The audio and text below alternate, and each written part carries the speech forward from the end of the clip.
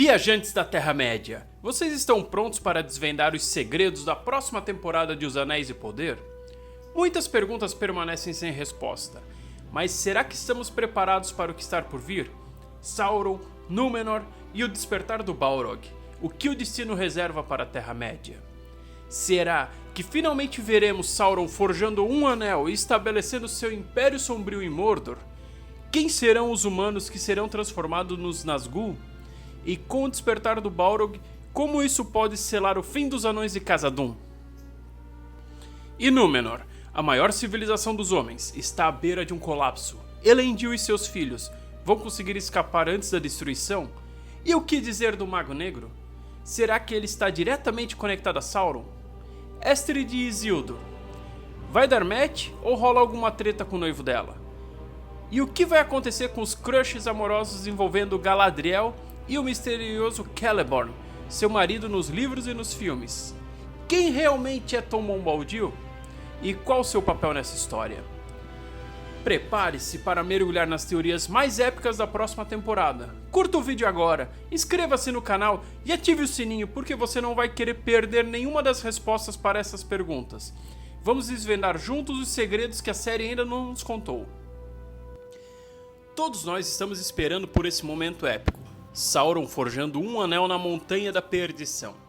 Se a série for fiel ao material original, coisa que não está acontecendo, esse será o ponto de virada que marcará a queda dos Elfos e o início da dominação de Sauron. Nos livros, esse evento transforma o Senhor do Escuro no grande vilão que conhecemos, e a série está apenas começando a explorar isso. O que sabemos dos livros é que Sauron, disfarçado como Anatar, ajuda os Elfos na região de Eregion a forjar os Anéis de Poder. Depois, secretamente, ele cria um anel para controlá-los. Enquanto na série a morte de Celebrimbor e a destruição de Eregion ocorreu antes da confecção do anel. Será que a série vai nos dar a forja do anel logo no início da temporada? Ou eles vão segurar até o final para deixar a gente sofrendo de ansiedade? Nos livros, assim que Sauron colocou um anel, os elfos perceberam sua traição e aí esconderam os 3 anéis élficos. A série pode mostrar a criação do Um Anel como o clímax da próxima temporada, com Sauron finalmente assumindo sua forma escura e começando a construir seu Império Sombrio em Mordor. Ou ele seguirá a guerra contra os Elfos antes de confeccionar o Anel. Só vamos saber quando lançarem a próxima temporada de Os Anéis do Poder. Prepare-se para batalhas épicas. A próxima temporada pode finalmente nos mostrar o poder de Númenor em ação, enviando suas forças para socorrer os Elfos de Gil-galad. Será que veremos a grandiosa frota númenoriana esmagar as tropas de Sauron em Eriador?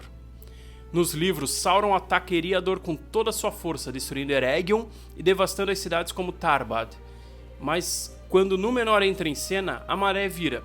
Com a chegada das forças de Tar-Minastir, que era o rei no livro, Sauron é derrotado e forçado a recuar. A série vai nos dar uma sequência de batalhas de tirar o fôlego com Gil-galad e as forças númenorianas lutando lado a lado para derrotar Sauron. Estamos falando de batalhas em larga escala, algo que pode redefinir o que esperamos da série, mostrando grandiosidade de alguns filmes, inclusive, coisa que faltou um pouco nas 2 primeiras temporadas. A próxima temporada pode finalmente nos mostrar o que Númenor é capaz de fazer em campo de batalha. Os Númenóreanos são descritos nos livros como uma força imparável, e a série tem a oportunidade de apresentar essa grandiosidade. Será que a destruição de cidades como Tarbad será mostrada, junto com o avanço de Sauron sobre Eriador? Isso pode criar uma atmosfera de urgência e desespero. Vocês estão preparados para o maior truque de Sauron? Cuidado, pessoal, essa parte pode conter spoilers para aqueles que não conhecem a história dos livros. Ele será levado como prisioneiro para Númenor, mas em vez de ser subjugado, ele corrompe toda a corte real de Ar-Pharazôn. Estamos falando de manipulação em nível épico. Nos livros, Sauron se rende após ser derrotado em uma batalha contra os Númenóreanos, mas essa rendição é uma jogada inteligente. Ele é levado como prisioneiro para Númenor, onde lentamente corrompe o rei Ar-Pharazôn e convence o povo a adorar Morgoth. Será que a série vai mostrar Sauron manipulando todos ao seu redor, com intrigas políticas e corrupção moral em pleno andamento? Isso pode ser a construção perfeita para a queda de Númenor. Podemos esperar que a próxima temporada mostre Sauron escalando os degraus do poder em Númenor, manipulando o medo da morte para influenciar o rei. Esse arco tem o potencial de ser uma das narrativas mais sombrias e intrigantes da série. Será que a série vai ousar mostrar o Templo de Morgoth sendo construído, com sacrifícios e toda a corrupção tomando conta de Númenor? Seria incrível. E então, o momento mais épico de todos, a queda de Númenor. O que será que a série está preparando para esse momento cataclísmico? Quando a maior civilização dos homens afunda no mar por desafiar os Valar. No final, Ar-Pharazôn, influenciado por Sauron, leva os Númenóreanos a atacar Valinor, que são as terras imortais onde vivem os Elfos, e os Valar, que são os deuses do universo de Tolkien, acreditando que se ele for até lá e dominar essas terras, ele pode alcançar a imortalidade. Os Valar chamam Eru Ilúvatar, que seria tipo Deus, e esse destrói Númenor, afundando a ilha no oceano. Imagina só as cenas visuais desse momento. A destruição de Númenor pode ser um dos maiores eventos cinematográficos da série, com o mar engolindo a ilha, poucos sobreviventes fugindo em navios e as montanhas caindo por cima das tropas de Ar-Pharazôn. Ainda tem a fuga de Elendil e seus filhos, Isildur e Anarion, que ainda não apareceu na série, mas foi citado no último episódio. Eles fogem para a Terra-média e fundam os reinos de Gondor e Arnor. Gondor, bem conhecido pelo que apareceu no Senhor dos Anéis. Esses reinos desempenharão um papel crucial na resistência contra Sauron nas próximas eras. A série pode nos mostrar a fuga desesperada de Elendil e seus filhos, fundando as bases dos reinos que veremos em O Senhor dos Anéis. Isso também pode ser o começo da aliança entre homens e elfos, que levará à última aliança, já que nos livros Elendil e Gil-galad têm uma proximidade muito grande. Será que veremos Anarion finalmente sendo introduzido? Lá ele.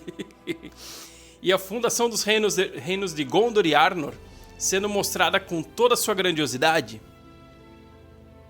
Agora, vamos falar sobre um momento que pode mudar completamente o destino dos anãos. A queda de Khazad-dûm e o despertar do Balrog. Ele foi despertado no último episódio da temporada, mas tem mais uma surpresa que a série nos trouxe. Algo que nunca foi mencionado nos livros. Irmão de Durin IV. Como essa figura misteriosa pode impactar na história dos anões e até o futuro dos Anéis de Poder? Nos livros, Khazad-dûm é destruída pelo despertar do Balrog nas profundezas de Moria, depois que os anãos cavam fundo demais em busca de Mithril. Esse evento acaba com a prosperidade dos anões e os força a abandonar Moria, deixando à mercê da escuridão. A série sugeriu algo novo e misterioso, o irmão de Durin IV, mais uma vez inventando algum personagem que não se encaixa com a trama central. Nunca foi mencionado nos livros que Durin IV tivesse um irmão, então isso pode abrir várias possibilidades. Será que esse irmão será um traidor? Será que ele tentará tomar o poder de Khazad-dûm para si? E mais, será que ele tentará se apossar de um dos anéis dos anões para garantir o poder? Essa adição pode gerar um conflito interno na dinastia de Durin. O irmão de Durin IV poderia estar secretamente conspirando e até usando os Anéis dos Anões como uma arma política para garantir o controle de Khazad-dûm. Talvez esse irmão seja o primeiro a ser corrompido pelos Anéis do Poder, ou até mesmo se envolva com Sauron de alguma forma para evitar um golpe de estado. Imagina o drama, uma luta de poder entre irmãos com Sauron manipulando tudo nos bastidores. Outro evento que deve ocorrer, com o tão aguardado despertar do Balrog, uma criatura antiga que os anões libertam a cavar profundamente em busca de Mithril, o impacto que isso vai causar em toda a sociedade dentro de Khazad-dûm e ser uma virada trágica para esse reino. Os 9 Anéis dos Homens ainda são um grande mistério na série, mas os livros nos dão dicas de quem pode se tornar os temíveis Nazgûl. Nos livros, Sauron distribui os 9 Anéis a reis humanos, poderosos, que eventualmente se transformam nos Nazgûl. Possíveis personagens que receberão esses anéis. O Tío, em Pelargir. Tío já demonstrou uma forte conexão com as trevas ao longo da primeira temporada. E se ele for um dos escolhidos para carregar um dos 9 anéis, Pelargir, onde ele vive, já é um lugar influente. Ele pode ser corrompido por Sauron para garantir o poder para si. Kemen, o filho de Pharazôn, vem se apresentando como alguém que está ganhando poder e odeia os fiéis. Seria alguém interessante para receber esse anel, uma vez que Sauron tende a ir para Númenor. Outra teoria envolve Isildur e Estrid, com amor, traição ou o caminho para a escuridão. O marido de Estrid. Nos últimos episódios vimos uma relação entre Isildur e Estrid começar a se formar, e o que pode trazer uma complicação para a série, como a série adora colocar historinhas de amor no meio do enredo.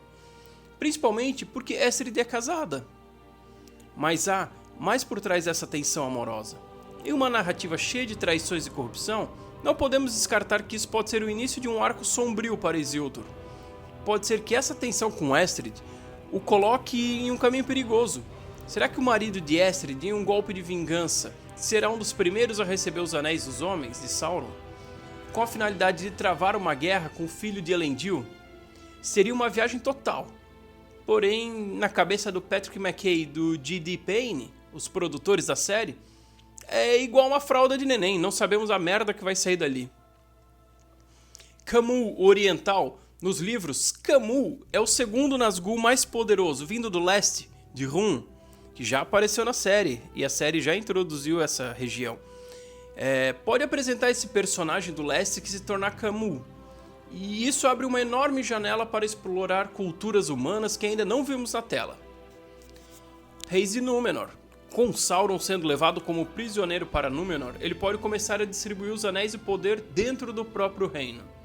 Será que alguns nobres númenorianos vão ser corrompidos e se tornar Nazgûl? Essa seria uma reviravolta incrível e explicaria a futura decadência dos Númenóreanos.